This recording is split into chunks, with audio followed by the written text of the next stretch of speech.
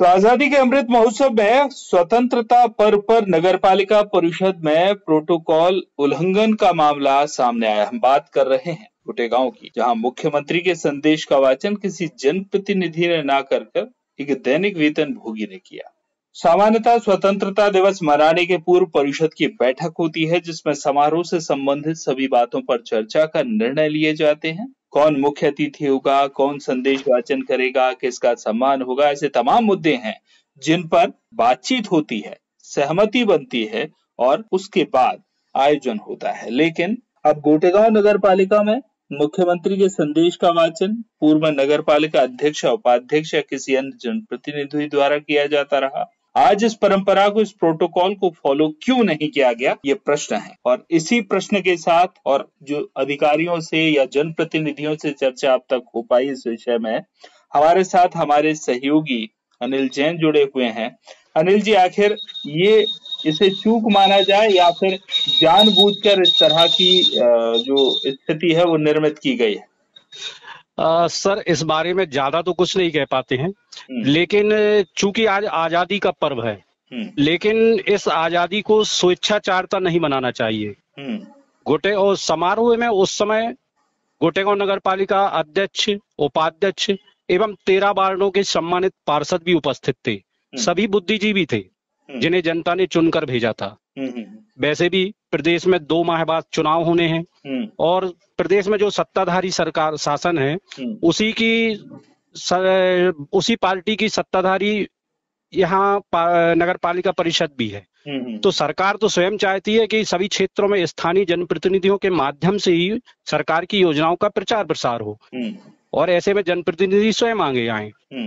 हम यह नहीं कह रहे हैं कि कोई कर्मचारी या अधिकारी मुख्यमंत्री के संदेश का वाचन नहीं कर सकता, बिल्कुल कर सकता है, लेकिन स्वस्थ परंपरा यही रही है कि गोटेगांव नगर पालिका परिषद में पूर्व में जनप्रतिनिधि ही मुख्यमंत्री के संदेश का वाचन करते रहे हैं। आज भी यह स्थिति बहुत ही वहां पर उपस्थित थे पार्षद, अध्यक्ष, उपाध्यक्ष और पूर्व में जो नगर पालिका उपाध्यक्ष जितेंद्र चौबे, वो वर्तमान में पार्षद हैं। तो उन्हीं यदि कोई ऐसी स्थिति बन रही थी कि कोई महिला संदेश वाचन नहीं कर पा रही थी, तो निश्चित तौर पर पार्षद बतौर जितेंद्र चौबे को या किसी अन्य पार्षद को भी बुला सकते थे और संदेश वाचन करा सकते थे। ये स्वस्थ परंपरा रही है अगर गोटेगांव की, और वैसे भी देखा यही जाता है। आज के दिन अगर हम बात करें तो मुख्यमंत्री के संदेश का वाचन तमाम जिलों में जो मंत्री झंडा वंदन करते हैं वो मुख्यमंत्री के संदेश का वाचन करते हैं। तो ये परंपरा रही है। चूंकि जनप्रतिनिधि, अगर हम निकाय की बात करें, पालिका की बात करें, निगम की बात करें, तो ये जो पूरा प्रणाली बनाई गई है वो दरअसल लोकतंत्र छोटे से क्षेत्र में विकसित हो सके और जनप्रतिनिधि यानी जनता का चुना हुआ प्रतिनिधि अधिकारियों के बीच में मौजूद रहे और वो अपने हिसाब से काम भी करे, जनता की आवाज बने। लेकिन जब मुख्यमंत्री की ही आवाज एक कर्मचारी के मुंह से निकल रही है, यानी उस संदेश का वाचन किया जा रहा है, तो ये भूलवश हो गया या जो भी हुआ। अब इस पूरे मामले पर जो जिम्मेदार लोग हैं उनकी प्रतिक्रिया क्या है?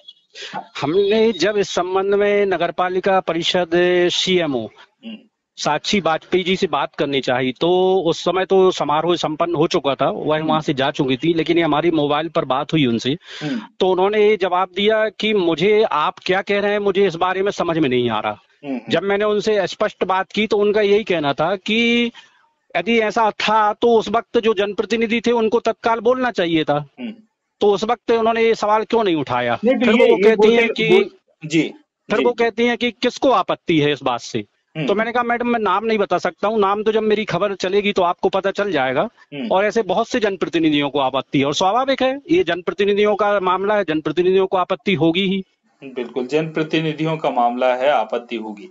लेकिन विषय ये है जो किसी भी समारोह, और खासतौर से अगर हम वर्तमान की बात करें तो देश के प्रधानमंत्री नरेंद्र मोदी से लेकर एक पंचायत के सरपंच तक सबको पता है कि ये स्वतंत्रता दिवस, तमाम तरह के जो जतन इस वक्त किए जा रहे हैं, तिरंगा यात्राएं निकल रही हैं, हर घर पर तिरंगा फहराने की कोशिश हो रही है।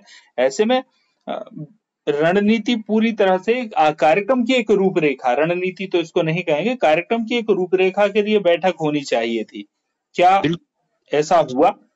बिल्कुल अवश्य ऐसा हुआ। हर एक स्तर पर बैठक होती है। कोई भी सरकारी समारोह जो होता है, निश्चित तौर पर प्रशासन और जनप्रतिनिधि इनके बीच एक बैठक होती है। उसमें रूपरेखा तय की जाती है किसी भी समारोह के लिए, किसी भी आयोजन के लिए कि किसको कौन सी जिम्मेदारी देनी है, किसको बुलाना है, किसको कार्यभार सौंपना है, सारी जिम्मे रूपरेखा तय होती है।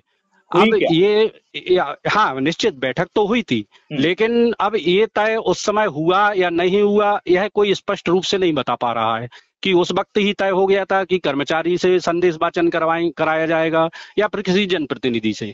बिल्कुल, ऐसे में एक व्यंग्य याद आता है कि बैठक का मतलब समोसे कचौड़ी खाना और डिजास्टर मैनेजमेंट का मतलब कि आलू की सब्जी और पूड़ी बांट देना।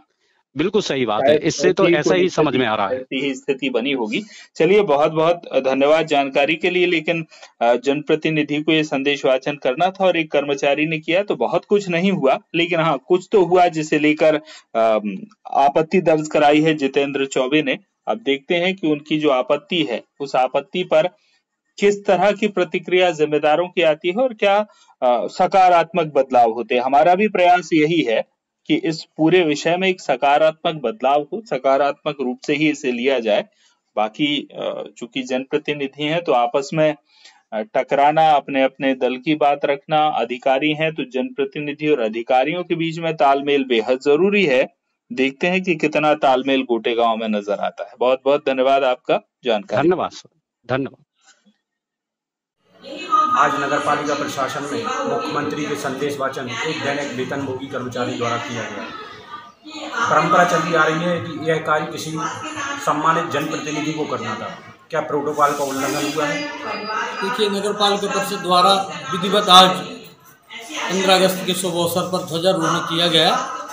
इसके पश्चात अतिथियों का स्वागत किया गया। बात मुख्यमंत्री के संदेश वाचन की है, तो प्रोटोकॉल के अनुसार जनप्रतिनिधि को मुख्यमंत्री का संदेश वाचन करना चाहिए और यह प्रोग्राम पूर्व से निर्धारित करना चाहिए। किसकी जिम्मेदारी थी प्रोटोकॉल पालन करने के लिए? प्रशासन की जिम्मेदारी है। जिस प्रकार प्रशासन की कार्य योजना बनी उसके अनुसार कार्यक्रम हुआ। कहीं ना कहीं क्या जनप्रतिनिधियों को हतोत्साहित करने के लिए जानबूझकर यह कृत्य किया गया? ये आप प्रशासन से पूछ सकते हैं, आपको जानकारी प्राप्त होगी।